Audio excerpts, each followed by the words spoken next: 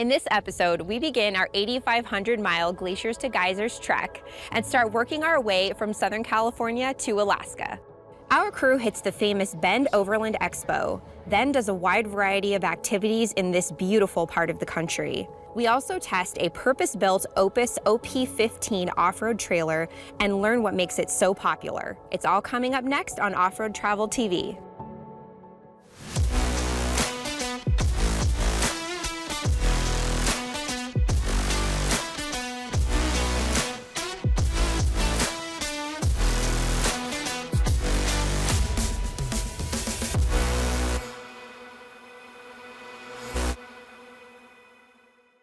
Presented by Beta, the official motorcycle of Off-Road Travel TV. 2 years ago, Ken Faught and his son Wyatt went on a road trip to the Bend Overland Expo. That started an amazing chain of events. During the journey, they sketched out the ultimate off-road trip, an 8,500-mile adventure to Alaska, and now that trip begins. We are calling it our Glacier to Geysers trek, a tale of fire and ice. And for the first leg, the crew is headed back to Oregon to visit Crater Lake and check out the Overland Expo. My love for off-road adventure actually began 25 years ago when I was the editor-in-chief of the world's largest dirt bike magazine. So fast forward 2 decades, and I've got a 20-year-old son, Wyatt, who shares the same passion for off-road as I do. Ken and Wyatt decided to build 2 special Overland vehicles, a Toyota Tundra and a Toyota 4Runner, and load them down with all the aftermarket accessories needed.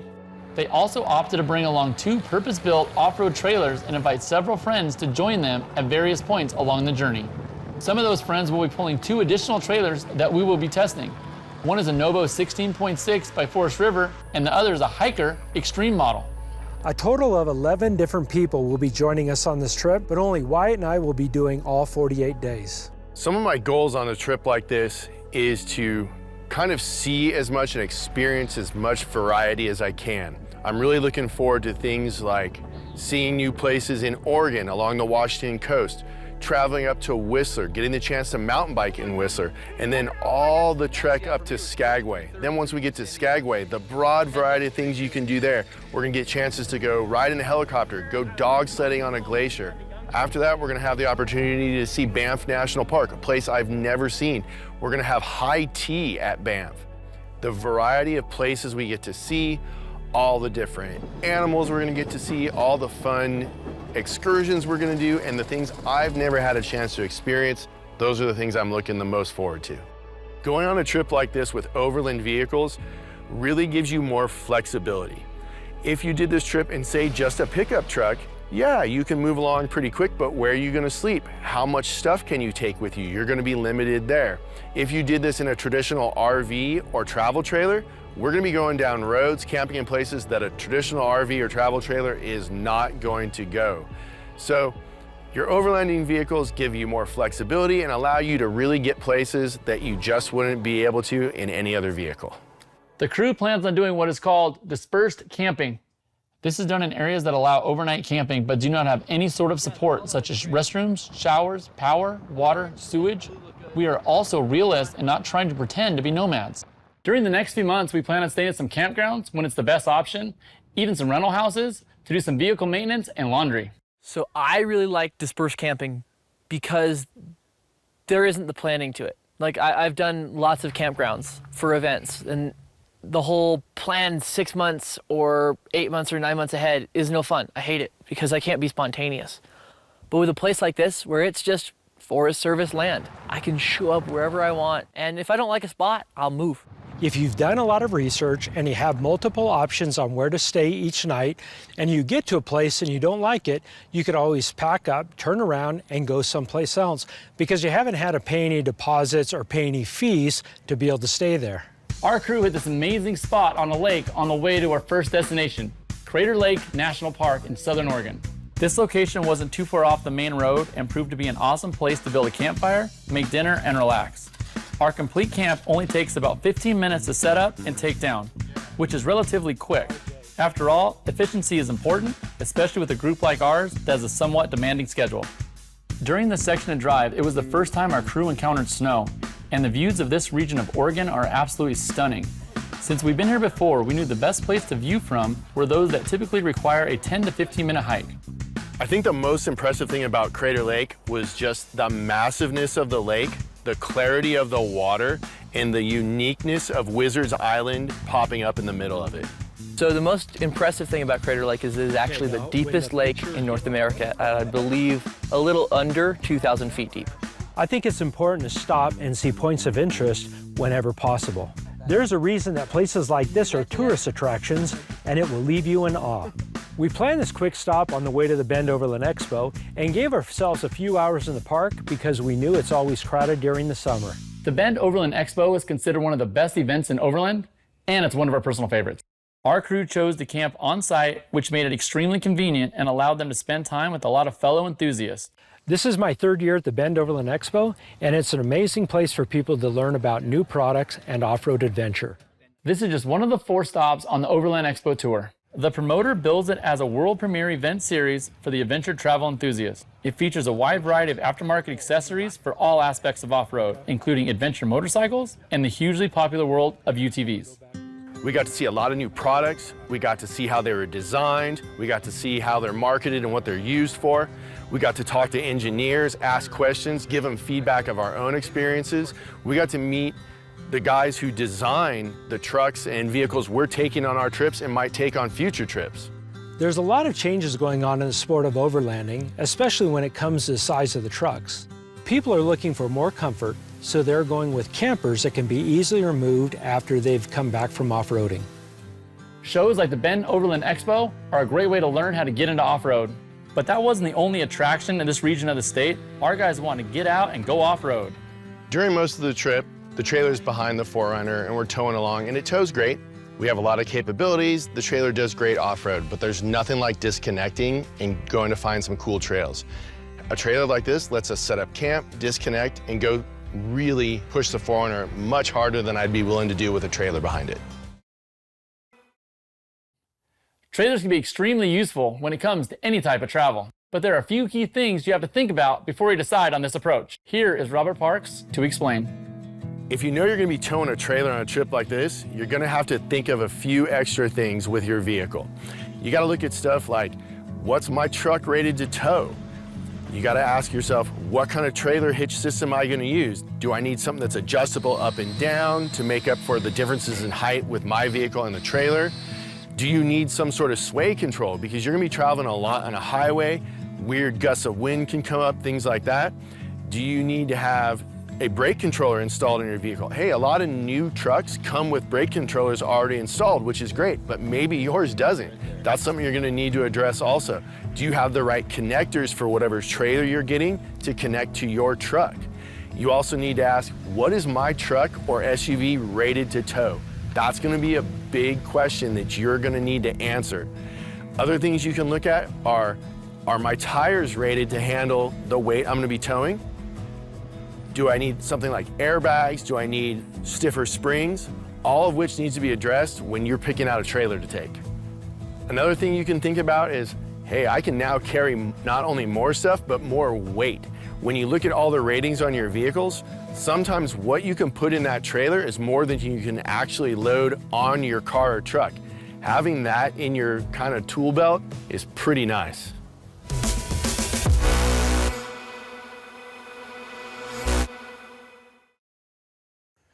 Knowing our crew had to travel over 8,500 miles, there was a lot of huge decisions. One of those was Ken Faught's choice to tow an Opus OP-15 trailer. Now that he's lived in it for nearly 9 months, he and his son Wyatt have a lot of solid opinions.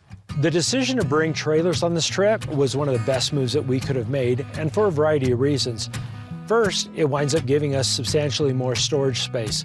Second, it allows us to transfer weight from the vehicles to the trailers, because with the actual trucks, we're already flirting with gross vehicle weight maximums. Final thing is it adds a lot more comfort to it, especially having these larger kitchens. There's 3 separate sliding compartments, one for the dual zone refrigerator freezer from Dometic, another one that's just for storage, and a third that holds a 4-burner stove and the sink, and also some racks, for miscellaneous items such as spices and different things. There's also a really handy fold-down shelf, and the configuration allows for 2 to 3 people to be working at the kitchen at the same time. One of my favorite things about our Opus OP-15 is the kitchen. It's outside, which makes it very accessible, 4-burner stove that I adore, a big sink, everything's stainless, so it's easy to clean, lots of room. It's really awesome. So with this kitchen, I've cooked for up to 8 people at a time. It does really get the job done. We carry several bear-proof Pelican cases because they're required by law and they're very well made. Anytime we were in bear territory, we'd pull everything out of the refrigerator and put them in Pelican cases, and they worked out great. This Opus Sleeps 4 has a combination restroom shower along with gas heat and an air conditioner. The focus is on durability and the build quality is solid. It also has 300 watts of solar power on the roof, 3 100-amp-hour batteries, and it's all controlled at this station near the main door. This trailer actually has a lot of storage, plus you can put things on the 3 beds and the floor, which gives you an awful lot of room. The thing that has impressed me the most about our Opus OP-15 is, one, the articulating Cruise Master hitch. That thing just moves like crazy off-road. And number 2, the amount of suspension travel the independent suspension system gets. Build quality is extremely important to everyone at Opus. Take this articulating hitch, for example.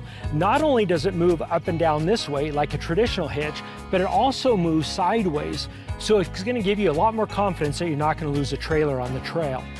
The frame on the Opus is a larger box steel. Additionally, it has been hot dipped galvanized instead of being powder coated like your traditional travel trailer. One of the most distinguishing features on this trailer is its pop-up roof. This allows the trailer to travel into tighter spaces and avoid getting hung up on tree limbs and other low-hanging obstacles. So I actually like the pop-up design. It only takes about 3 minutes to set up and take down, and it allows you to have a smaller profile. So I'm not as much worried about wind resistance and fuel mileage. The truck-trailer combination only gets 9 miles per gallon, so it's already been sacrificed an awful lot because of the overall weight of both. But having that ability to be able to have it lower means that I can go through tree areas and other stuff, avoid limbs and branches and other stuff, with a lot of ease. And I haven't found that the fabric on this, causes any major disruptions with cooling or heating the trailer. We're going mostly during summer, and when we wind up going in the winter, it's to the southwest region of the United States, so the temperatures are a lot less extreme. Firstly, you have to unlatch the roof latches on all 4 corners. Then you can go inside and unlock the lever arms that actually lever the roof up about 12 or 18 inches.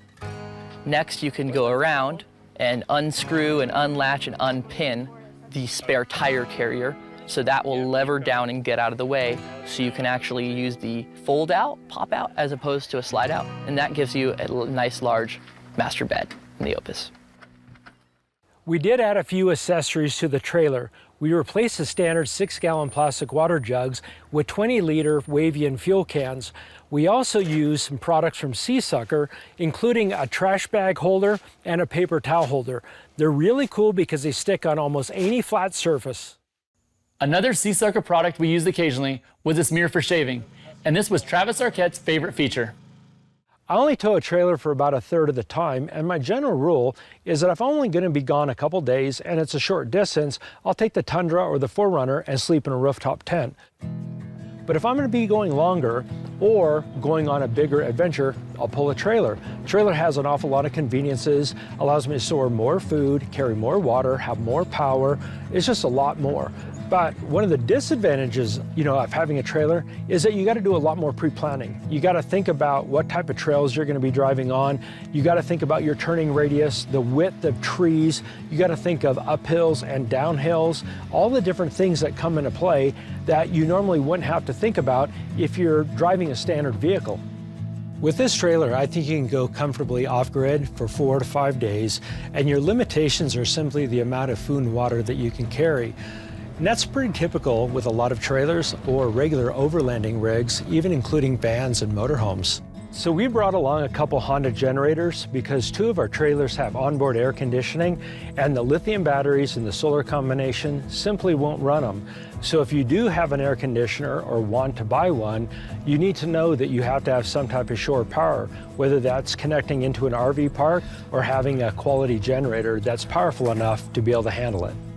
There are some limitations with this trailer, not by its design, but by its overall size. This is one of the larger types of trailers that I'd consider using for overland. So if you're going through a section of tight trees, like a level 3, or above off-road course, you're gonna struggle because simply put, it has a big stance and it can't make extremely tight turns. One of the challenges of overlanding is choosing the right vehicle. Territory has an awful lot to do with it. If you're from the Southwest of the United States, places like California, Nevada, and Arizona, got lots of deserts. You are not really restricted on size for the most part, and that's why you see a lot of expedition rigs there. But if you're in the mountains or you're in other areas that have a lot of tight trees or forest, sections of narrow roads and different things, then you're going to want something like a 4Runner, a Tacoma, a Jeep, something that has a smaller footprint, and that's where the really small trailers have a benefit. I spent nearly 2 months living out of the Opus OP-15, and I think it's a perfect blend of style and function. You can learn more about this on our website at offroadtraveltv.com.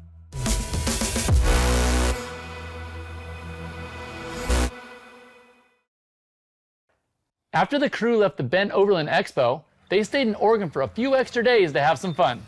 So after driving 1,000 miles from California to Oregon and staying in several dispersed camping spots, once we got to Bend, we decided to stay at La Pine Campground. That allowed us to empty our gray and black water tanks, charge our batteries, and refill all of our water in the trailer and our trucks. First up was fly fishing, one of Robert Park's favorite things to do. Fly fishing in Oregon was an awesome experience. We hooked up with a shop in Bend called Fly and Field Outfitters and booked a full-day drift boat trip.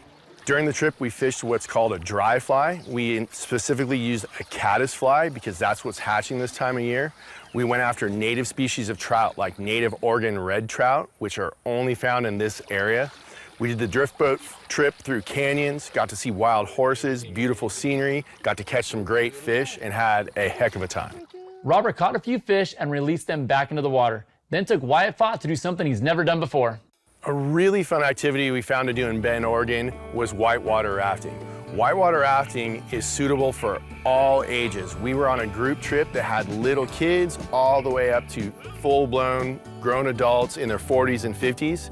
We were on a boat with 6 people, but they can hold up to 9. You have a guide that takes you down the river. In our case, we got to hit some class 3 and 4 rapids, which are big, but not so big that they're completely dangerous. Got to see some beautiful scenery, wild osprey. We were on the lookout for wild river otters, got wet, got some excitement, and had a blast. I have never been in the water like that before.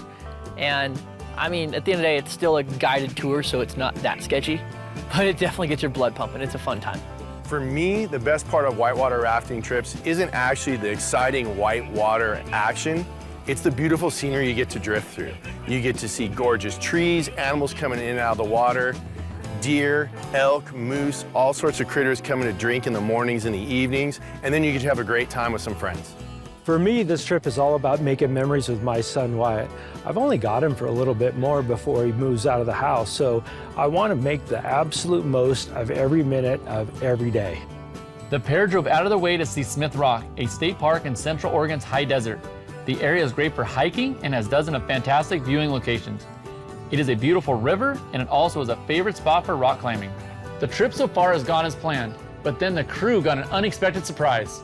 We were driving up the 101 freeway in Central Oregon, looking for a camping spot. We saw the big brown signs that are kind of the typical public land signs for camping. We did some circling around, finally found the spot, and it was managed by like a local port authority, parked next to an airfield and an old air museum. We could have never planned that. We didn't know it existed, but it ended up being one of our more fun days. It turns out that the former Navy Air Station is the largest clear-span wooden structure in the world. It is one of the 17 wooden hangars built in the 1940s to house Class K airships and is now home to the incredible, very eclectic museum. Our crew toured it for several hours and would recommend it for all ages. This is a full hands-on experience that will leave you entertained and educated. But this trip hasn't been all fun and games. We were supposed to have a local guide today named Mike Chesney, but he hit an elk in his Sprinter van and it left it undrivable, so we missed out. Mike's accident was a real-world reminder of just how important our vehicles are and how fast things can change. We're putting lots of miles on our cars. And depending on your personality, you may want your car really clean during the trip. It might start to bother you that your car's interior is dirty, your car's exterior is dirty.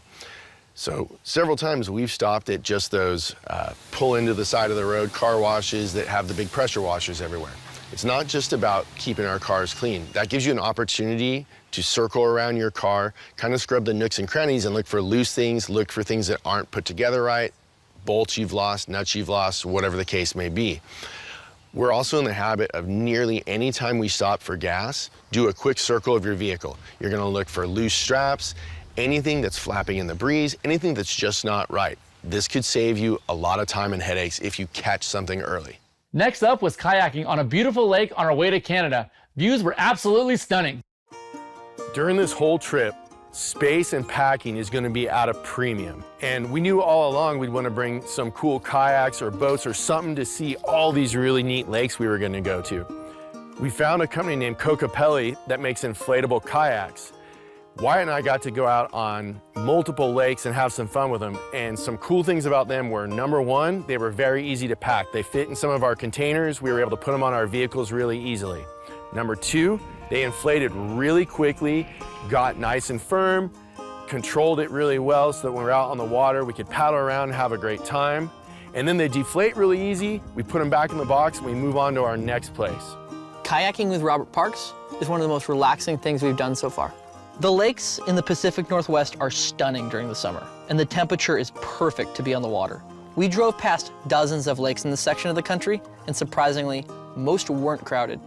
While the others kayaked, I got to go out with RJ Zanin and his Bronco to do a little wheeling. We would sometimes disconnect the trailers and leave them at a makeshift base camp and go wheeling with just the vehicles themselves. We mostly stuck with fire roads and power line trails, but had a blast.